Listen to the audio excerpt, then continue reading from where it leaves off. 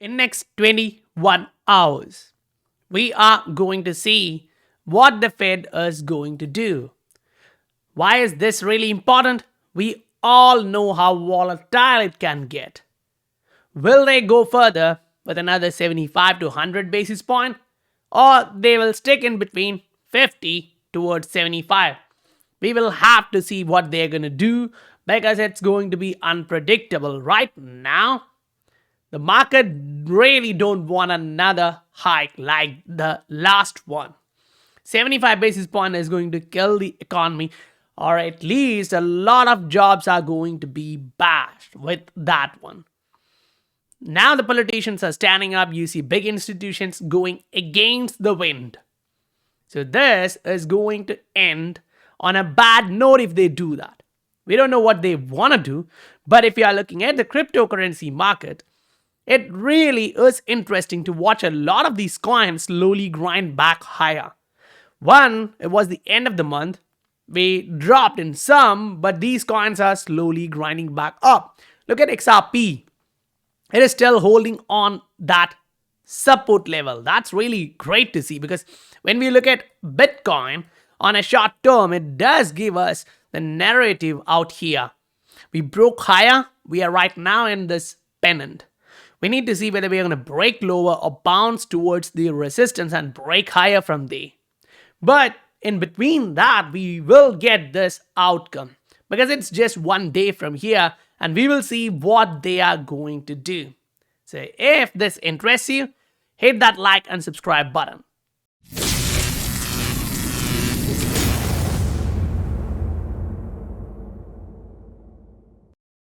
This is the Scientific Investor family, where the normal, common retail guys learn how to become the next top 10% of the world. We are all going to reach there. We need patience and understanding of the market.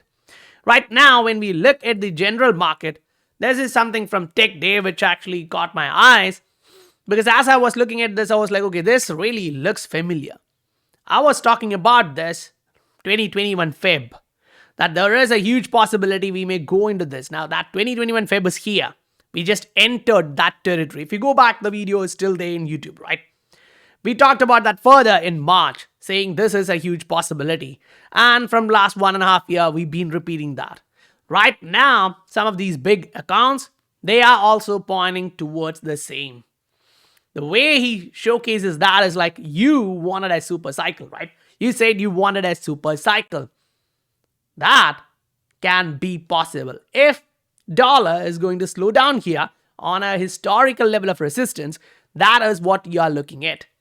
And then you will also see people coming out and saying, okay, this was a bear market, because this does not show that it was a bear market. It only shows that this was an accumulation range in between wave 1 and wave 2. So wave 2 is going to be massive and you don't want to miss out on the fundamental assets. This again is really interesting to actually get that narrative. Here, the economic advisor is actually kind of giving that narrative. Fed may shift its policy. Now we'll have to see what happens. The world right now needs a savior financial system because it's having a lot of troubles. Different stock markets, different countries, it's all having the same issue on the back end. And that is where you see all of these documents, and a shout out to Nathan actually for finding and dropping all this. When you look at this, this is for Russia and they're talking about XRP, Ripple. Then you go look at this one. In Korea, they're talking about how this can involve money.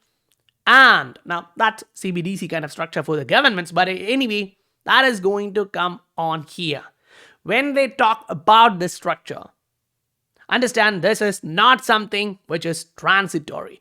This is where you are entering the CBDC era, where you will definitely need an infrastructure to move money. And that's where all of this gets fresh idea, right? We are all looking at this and saying, okay, this is really getting interesting. One by one, new people are joining here to give the code the right information before they make a final judgment. Now, one of the concern which I have is like, okay, that's good, but both of these will actually respond, right? SEC, Ripple. And I'm looking at this and saying like, okay, if all of them are putting the amicus brief, and then we are waiting for the response from SEC.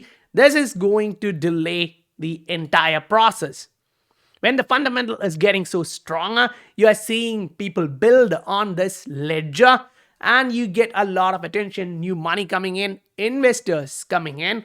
You don't really want to see that delaying in SEC case scenario, because once that green light comes out, anyway, you're going to ride a wave to the upside. And if that happens with the macro wave 2 of the market, that is going to be the best thing we've been waiting for a long time. Right now, when you are looking at the price on a longer term scenario, there is no change. We are still here on the long term resistance. If we break this, that's a major change. But what we are looking at right now is the short term scenario where the price is still below the moving averages, which are acting as a support. And right now, if you remember, we talked about this in the last video. We came here, we tested that level, we rejected. Now, if you don't hold this support, that's going to be bad. Now, you are slowly going to drop. This is going to be the first level of support. Then this is going to be the last in that pattern. Then you'll have to go all the way back down here to get that previous zone of support. Yes, what Bitcoin does here is really important, because if it breaks to the downside, major movement will be there in the market. You see all of this slowly going on. Now, especially say Chilis, one of the coin which actually gets into the sports kind of narrative. And when you have the World Cup almost here, does that actually give you some idea of where the world is going? At least on a macro phase, I'm like, okay, this does show something. And if patterns are correct and we see things correctly, that can be a massive opportunity. We are already in this from the time we started bouncing and making a higher high, higher low structure. So if you are looking at all this and saying, okay, I do see positive, bullish price action being formed on a medium to long-term basis, the change here will also be bullish. But yeah, you need the confirmation with a break to the upside. So you can literally go on, add, say, for example, MACD into this one, and then compare it with the MACD, the RSI. MACD is already on the positive side on a 3-day chart. Because when you look at the trend line for the MACD, it really is interesting to see it's trending higher. It's in the positive territory. It's about to cross higher. When it was in the negative territory and it crossed higher, you saw this run up. Now, when it is in the positive territory, is when you actually get the blow in the price. Now, take the same perspective and come here on XRP. You are trying to cross to the downside instead. So I'm like, okay, I may have to wait a little bit further because the SEC case is being delayed. Investors are having the concern. A lot of them are buying, accumulating. But on a 3-day narrative, you do have to bounce or else it's bad. On a weekly, you're still in negative, but you're trying to get into the positive side. With even a bit of positive green flag kind of stuff from the code, you are literally going to observe XRP moving here.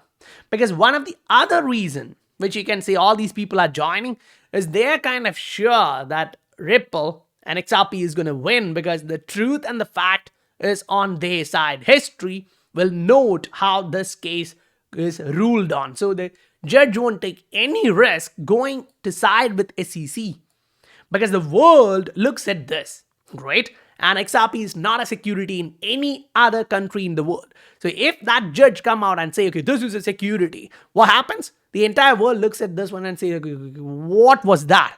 Because all of these nations are not that Silk Road.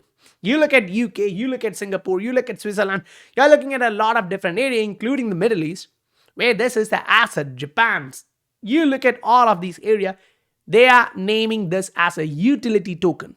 It does serve a purpose. There is a ton of utility behind that infrastructure, which is XRP Ledger, which is being connected with the Interledger protocol, and the story continues, right?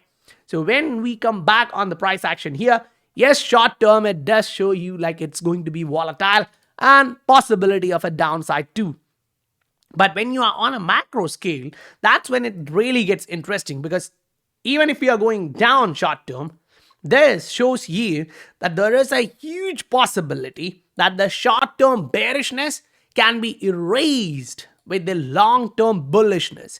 Now, if you look at the support range which we are getting here, that was a negative support before the initial breakout here. And we told, okay, if we break this one, we are coming down here. We did land there. Right now, we are making a double bottom on that support and bouncing. So if we are able to come back up and test this range, now we are saying, okay, we are getting back into a new trend. And the RSI has already signaled that change is here. Whether you, me, or anyone agrees or not, RSI is already printing that structure. It's going to make a higher high, and then the naysayers will change. Okay, this is starting to trend higher. We are before that, we are already here. That's something to note. Because in the market, yes, XRP is a bit slow, but when it actually moves, you remember what happens? You go here and look for last 1 quarter. A lot of these assets are in red. Then you come here and look at a lot of assets and you're like, okay, XRP is green. In last quarter, it has actually done 25%. So when you put things into perspective, you will definitely see things evolving. A large cap coin like this bursting through is going to be the best case scenario for all of us. So that being said, if you are looking at different assets, breakouts, patterns like we just talked about Chili's, you can look at the Patreon. The link is given in the description below, where you get a ton of knowledge. And after tomorrow, especially after tomorrow's Fed announcement, I'm going to do a weekly asset sheet, which will go through like 200 charts for 35 assets to show you whether that's a buy. If it's me, will I buy that? Will I wait? Will I say no? That kind of complete power-packed sheet of one paper full of information. So guys, if you received value for your time, please do hit that like and subscribe button. I'll meet you on the next video. Bye for now.